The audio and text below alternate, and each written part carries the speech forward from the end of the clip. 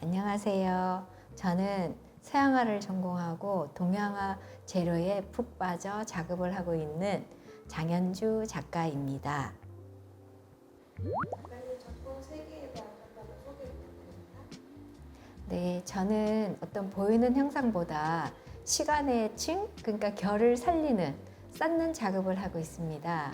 어떤 장지 위에 그리고 지우고 그 다음에 스며드는 어떤 반복의 과정들이 화면 속에 수많은 어떤 이미지가 그려지고 또 지워지고 이러면서 그 흔적들이 어떤 삶의 기억이 쌓였다가 지워지는 것처럼 어떤 상실, 상처, 흔적 이런 것들이 지워지잖아요. 그런 것처럼 의도하지 않은 새로운 풍경을 만듭니다. 그리고 제가 주로 사용하는 어떤 형태는 씨앗이나 알뿌리의 어떤 형태인데 어떤 여성성, 모신 이런 것들의 은유로 읽힐 수도 있지만 저에게는 무엇보다 제 삶의 어떤 기억과 깨달음 이런 걸로 작용합니다.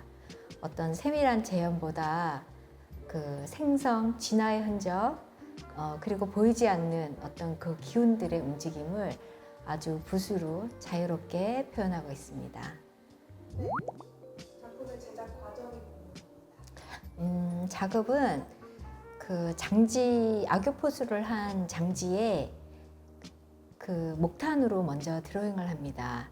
그리고 그것을 악교물로 정착을 시킨 후에 그 호분과 분체를 이용해서 지워 나갑니다. 그리고 그 위에 다시 드로잉을 하게 되거든요. 그래서 그런 지우고 살리고 하는 작업을 수십 번의 반복이 이루어져요. 이거는 마치 어두움 속에서 그 씨앗이 싹을 틔우기 위해서 기다리는 것처럼 인내하고 어떤 그런 성질과 닮아 있다고 할 수가 있겠죠. 그리고 어떤 그 층들이 만드는 그 시간의 결이 굉장히 뭐라 그럴까? 깊이감을 줍니다. 네. 작가님의 기다림이란 무엇인가요? 그리고 왜 씨앗인가요? 어떤 기다림은 어떤 멈춤이 아니라 가장 밀도 높은 시간이잖아요. 겉으로는 어떤 고요하지만 땅속 안에서는 생명이 움직이고 있어요. 그 씨앗은 어떤 그런 어둠의 시간과 닮았다고 생각을 했습니다. 어떤 단단한 어떤 씨앗 속에서 무엇을 되려는 가능성? 아직 피어나지 않았지만 더 많은 어떤 설렘? 이런 것들이 씨앗에 들어있다고 생각을 했어요. 그 이혜인 수녀님의 글에서처럼 기다림은 때로 설렘의 또 다른 이름이고 가장 아름다운 설렘이라고 하셨어요. 어두운 흙 속에서 숙성되고 비워지고 어떤 참고 기다리는 시간이 있어야지만 씨앗은 튼실한 결실을 맺습니다. 삶도 그러한 것 같습니다. 이런 전시에서 변화나 감정 포인트 결과는 어떤 걸까요? 네, 제가 이전 그림에서는 씨앗과 알뿌리의 형태가 어떤 상징적으로 나타나는 작업이었다면 이번 전시는 다시 피어나려는 어떤 그 존재의 내밀한 움직임을 담고 있습니다.